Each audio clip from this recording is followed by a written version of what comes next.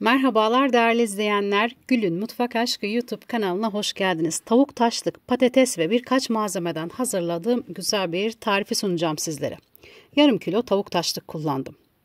Çok küçük olmayacak şekilde doğrayarak yapımına başlıyorum tarifin. Tavuk taşlığın yemenin sağlık açısından hiçbir zararı yoktur.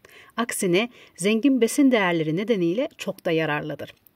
Özellikle Uzak Doğu mutfağında çok popüler olan tavuk taşlıkla harika bir tarif hazırladım. Umuyorum ki sizler de bu tarifi hazırladığınızda lezzetini çok beğeneceksiniz. Batı Avrupa ülkelerinde en çok İspanya ve Portekiz'de tüketilir. Türkiye'de yoğun olarak taşlığın kavurması ve haşlaması, sotesi yapılır.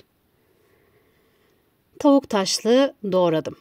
Tavuk taşlık biraz sert olduğu için pişirme süresini daha aza indirmek için düdüklü tencere kullandım. 1 tatlı kaşığı kadar tane karabiber, 2 dal defne yaprağı, 1 kahve fincanı kadar üzüm sirkesi, üstünü geçecek kadar da su ekledim. Sonra kapağını kapattım.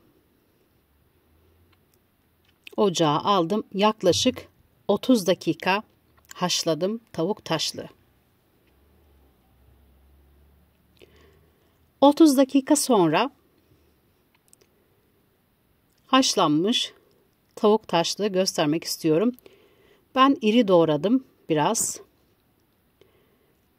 Patatesle yemeğini hazırlayacağım için. Görüyorsunuz büyüklüğünü. Büyük boy bir tane kuru soğan kullandım. Kuru soğanı doğrayıp pişirme aşamasına geçeceğim yemeği. Eğer ki evinizde tavuk taşlık tüketiyorsanız kesinlikle bu lezzeti de deneyin derim. Yarım kahve fincanı zeytinyağı, üzerine doğramış olduğum soğan ekledim. 3 diş doğranmış sarımsak ilave ediyorum.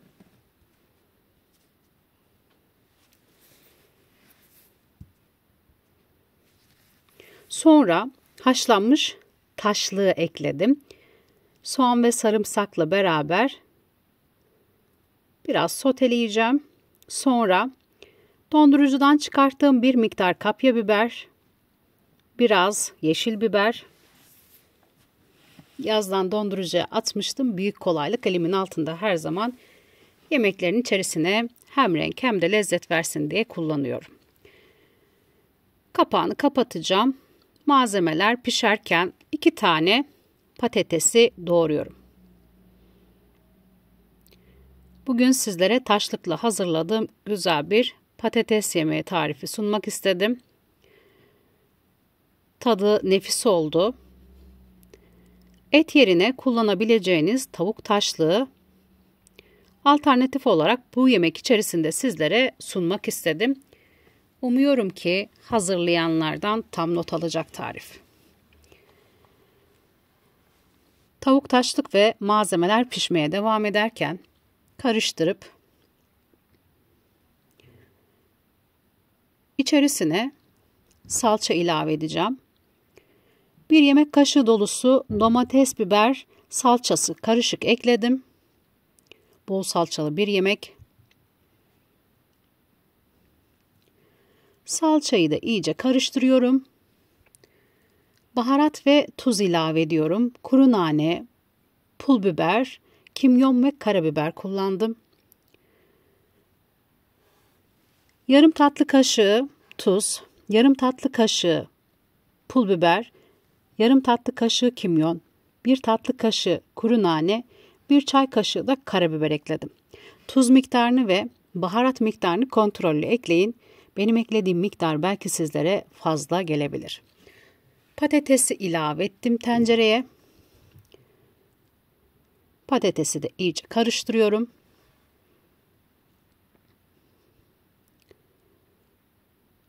İçi bol etli bir patates yemeği lezzetinde olacak tarif.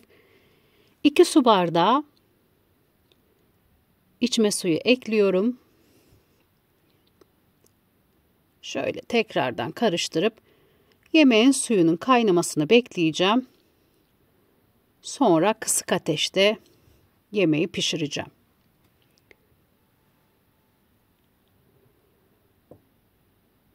Yemeğin suyu kaynadı. Bu aşamada ocağın altını kısıyorum. Yemek pişmeye devam ediyor.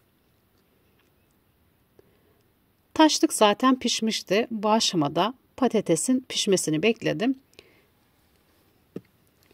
Görüyorsunuz yemeğin görüntüsünü. Patatesler yumuşacık oldu.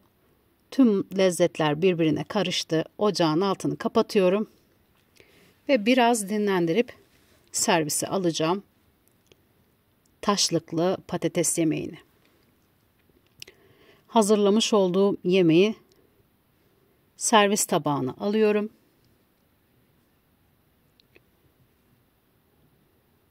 Görüyorsunuz. Önce bir ters düz karıştırdım.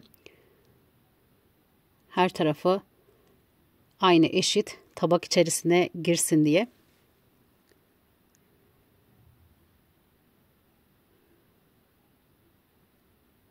Bol etli patates yemeği lezzetinde olan tavuk taşlığın üzerine bir parça maydanoz ilave ettim ve yemek servise hazır. Sizce nasıl gözüküyor? Lezzeti görüntüsünden hiçbir farkı olmayan bu güzel tarifi dilimin döndüğü kadar sizlerle paylaşmaya çalıştım. Umuyorum ki sıkılmadan izleyip tarifi beğenmişsinizdir. Şimdiden hazırlamak isteyenlere afiyet olsun. Kanalıma abone olmayı, beğeni yorum yapmayı unutmayın lütfen. Değerli yorumlarınızı videonun altına bekliyorum. Sizlerin görüşleri benim için çok önemli. Tarifin malzemelerini açıklama kısmında belirteceğim. Başka lezzetlerde tekrar görüşmek üzere.